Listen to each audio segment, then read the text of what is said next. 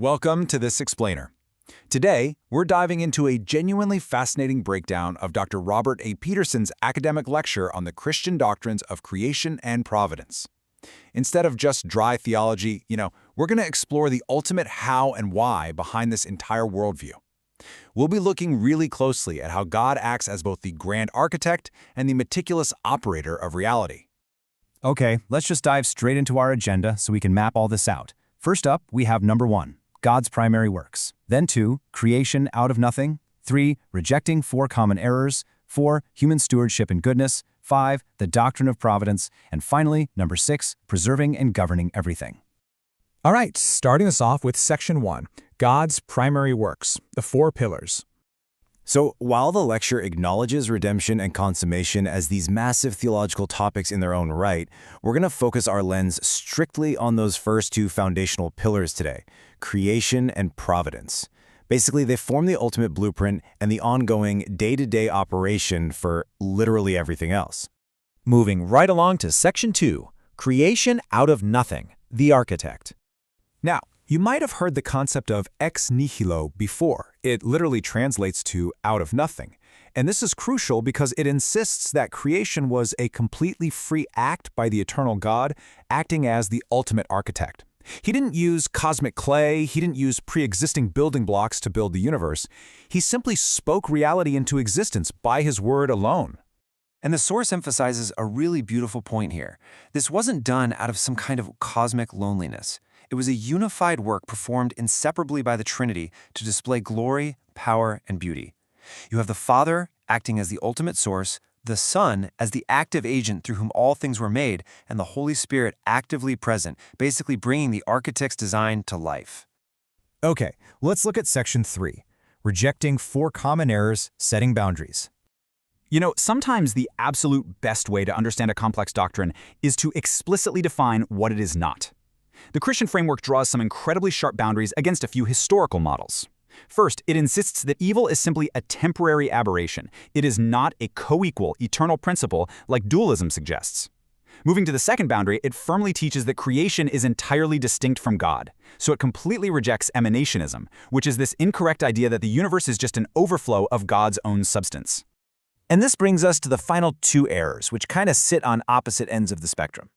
Pantheism incorrectly merges the creator with the creation, claiming the universe itself is God.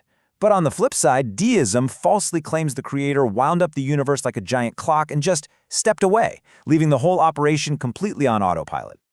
Let's move to section 4, human stewardship and goodness, the practical takeaway. So you're probably wondering, why does all this abstract theology actually matter practically? Well, because the physical world is declared very good by its architect, the Christian worldview firmly rejects asceticism. That's the misguided idea that holiness somehow requires harsh bodily treatment or deprivation. Instead, this doctrine elevates human bodies, our appetites, and our sexuality as inherently good gifts that are meant to be used purposefully. Honestly, this doctrine bestows just an immense dignity upon humanity. As this primary quote from Psalm 8 shows, it places people in the highly responsible role of stewards over a universe that has profound meaning, unity, and intelligibility. It's a beautifully grounded perspective. We aren't an accident, right? We actually have a job to do. Which brings us to section 5, the doctrine of providence, the operator.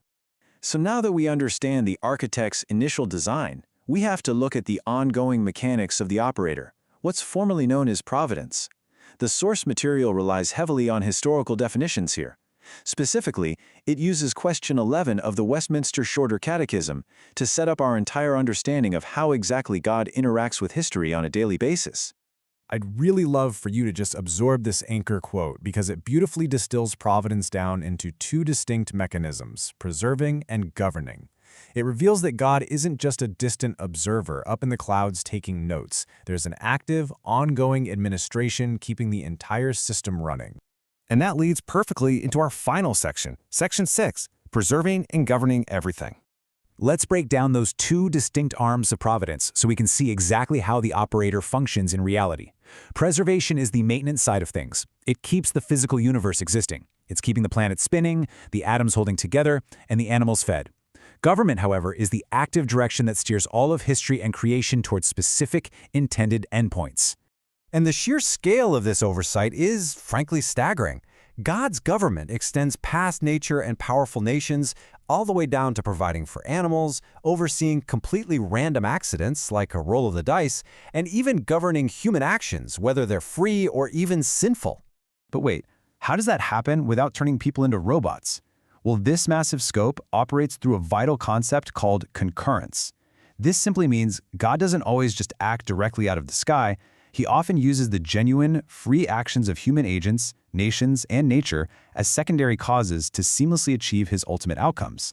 So, because this doctrine firmly asserts both total divine direction and real human freedom, we're left with a truly fascinating mystery to ponder. How exactly do the grand architect's script and the actor's truly free choices seamlessly weave together under the operator's care? It's a tension the text holds together beautifully, and it fundamentally shapes how this worldview understands every single event in history.